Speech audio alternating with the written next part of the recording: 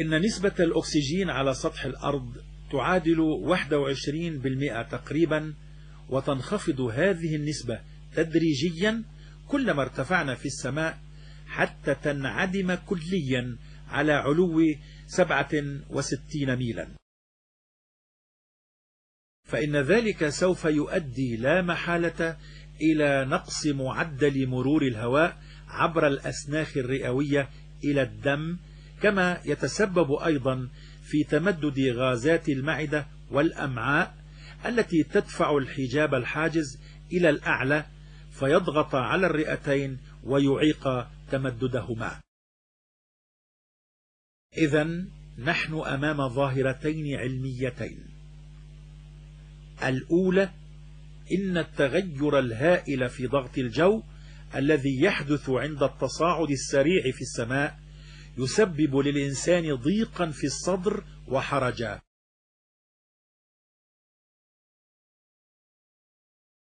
الثانية إنه كلما ارتفع الإنسان في السماء انخفض ضغط الهواء وقلت بالتالي كمية الأكسجين، مما يؤدي إلى ضيق في الصدر وصعوبة في التنفس.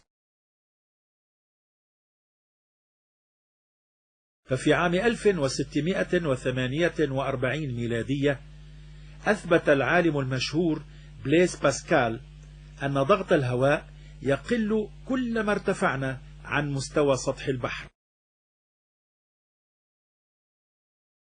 وجاء في الموسوعة العالمية Encyclopedia International Volume 2 صفحة 165-167 ما ترجمته: إن الكتلة العظيمة للجو غير موزعة بشكل متساو بالاتجاه العمودي، بحيث تتجمع 50% من كتلة الجو ما بين سطح الأرض وارتفاع 20,000 قدم فوق مستوى البحر، و90% ما بين سطح الأرض وارتفاع 50,000 قدم عن سطح البحر.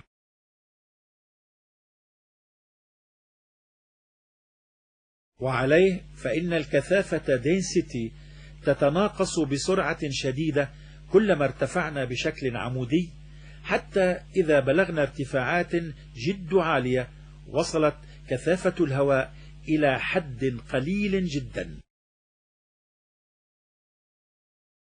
وجاء في انسايكلوبيديا أمريكانا فوليوم 1 صفحة 394 ما ترجمته: يجب على الطائرة إذا كانت على علو شديد الارتفاع أن تحافظ على مستوى معين من الضغط الداخلي لحماية الركاب، فإن الضغط الجوي في تلك الارتفاعات يكون أدنى بكثير من الحد المطلوب لتأمين الأكسجين الكافي لبقاء الركاب على قيد الحياة. كما أن التغير السريع في الضغط الجوي الناتج عن تغير الارتفاع يؤدي إلى انزعاج جسدي حاد. هذه الحالة سببها ارتفاع نسبة النيتروجين في الدم عند الانخفاض السريع في الضغط. هذا ومن المسلم به أن الإنسان في عهد النبي صلى الله عليه وسلم لم يكن على أي معرفة بتغير الضغط وقلته كلما ارتفع في الفضاء، وإن ذلك يؤدي إلى ضيق في التنفس، بل إلى تفجر الشرايين عند ارتفاعات شاهقة. ومع ذلك فإن الآية الكريمة: فمن يرد الله أن يهديه يشرح صدره للإسلام، ومن يرد أن يضله يجعل صدره ضيقا حرجا كأنما يصعد في السماء، تشير صراحة إلى أن صدر الإنسان يضيق إذا تصاعد في السماء، وأن هذا الضيق يشتد كلما ازداد الإنسان في الارتفاع إلى أن يصل إلى أشد الضيق، وهو معنى الحرج في الآية كما فسره علماء اللغة.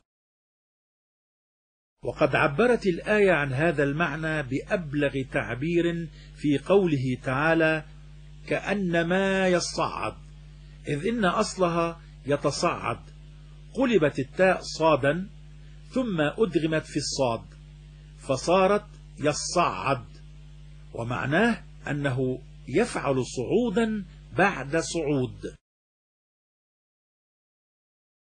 فالآية لم تتكلم عن مجرد الضيق الذي يلاقيه في الجو المتصاعد في السماء فقط، وإنما تكلمت أيضا عن ازدياد هذا الضيق إلى أن يبلغ أشده. فسبحان من جعل سماع آياته لقوم سبب تحيرهم، ولآخرين موجب تبصرهم، وسبحان من أعجز بفصاحة كتابه البلغاء، وأعيا بدقائق خطابه الحكماء، وأدهش بلطائف إشاراته الألباء. وسبحان من أنزل على عبده الأمي: إنما يخشى الله من عباده العلماء.